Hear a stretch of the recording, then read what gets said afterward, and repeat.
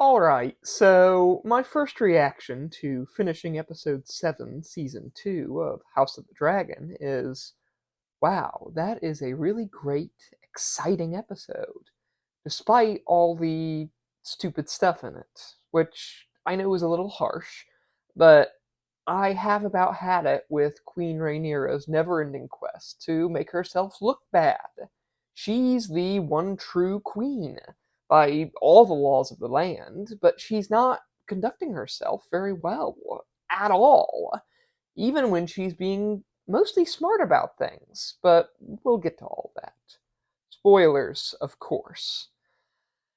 Not a lot happens in this episode, aside from the sort of core dealing with the dragons and the dragon seeds. We get a fairly empty episode, all things considered. Like, I'm not really sure what's going on with Alicent, but it definitely feels like they're trying to be kind of artsy and clever, like having her wander off into the forests and go for a swim, which I think uh, that scene is fine in a vacuum, but seeing as they have only one episode remaining, it feels like they were just sort of killing time with this one. Aegon is still recovering from his injuries.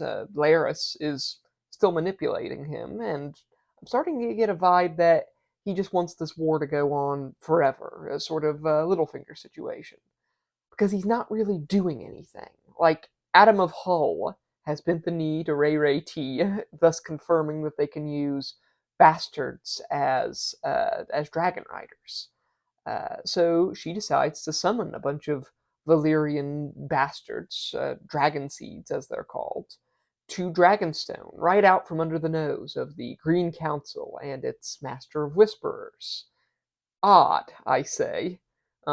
Meanwhile, at Harrenhal, we've got Daemon at last dealing with young Oscar Tully, who has brought the Riverlords to heel, and that boy is a freaking legend. He was able to call Daemon out for all of his bullcrap and still avoid being murderized for it, which is fairly amazing if you ask me. Honestly, I think that because of the reception to Damon's Reign of Terror, I think that maybe he should have come out of the gate and claimed that the Blackwoods had misunderstood his orders, and that Lord Blackwood should be immediately put to death. That would have given him more control over the situation, as opposed to being forced to enact justice by young Oscar. Somewhat emasculating, I think. But later on, we also have an odd scene with my boy Jace talking about how it is a foolish thing to bring in bastard dragon riders, despite that was sort of his idea in the first place. Like, that feels a little inconsistent to me. My only thought is that they've just decided to make Jace say the right thing, the accurate thing in any situation, regardless of if it fits his character or not. Because he makes another damn fine point that these silver haired dragon riders uh, are going to start to look a lot better than himself after a while, because he's so strong. And I'm not really sure the dragon seeds can be trusted at all, really. Like, in general, I wouldn't go around giving random people you don't know all that well the codes to nuclear weapons. It just doesn't seem like a great plan. Um, but Ray Ray goes along with it anyway, and she brings out all of these dragon seeds out to see Vermithor, who is the largest and fiercest dragon, besides Vagar, of course. And they're all in a nice little group, mind you, right in front of the dragon, when really could have sent them out one at a time, I think. Just sort of shows, in my opinion, that Rhaenyra doesn't really care about the small folk at all. She cares more about spectacle and pageantry and such. Just saying. Uh, Predictably, Vermithor, who is now my favorite dragon, I think, on account of just being this big, old, mean, and irritable powerhouse dragon. He kills almost all of the dragon seeds. They like a whole bunch of them die, screaming and terrified. The blacksmith Hugh does manage to tame Vermithor and calm him down, on account of being a giant temperamental lizard himself.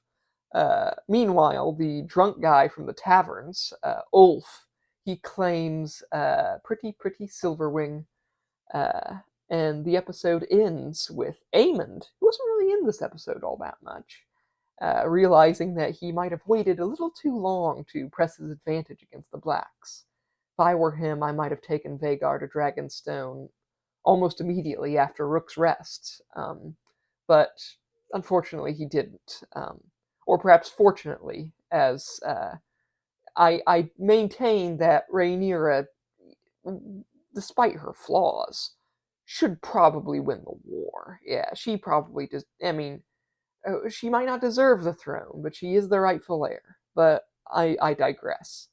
We get this great scene, actually, of Aemond heading to Dragonstone, only to flee when he sees just how many dragons and dragon riders there actually are, with Rhaenyra standing there looking like a boss. Um, but you sort of see what I mean. Like, it's a very uneven episode, I think, with a lot more cool stuff in it than things of actual substance. Like the only part of the show that really makes sense to me at the moment is the A24 film The Haunting of Harrenhal, starring Daemon Targaryen. Aside from that, people aren't really acting like themselves, I think. Except for Rhaenyra, I guess. Like, she's she's a hard character to like, I think, on account of her consistent selfishness and poor management skills. So, yeah. Like and subscribe if you want to hear me talk about the last episode. I know it's coming up, and I'm honestly not sure what to expect. I guess we'll see. Until then, bye.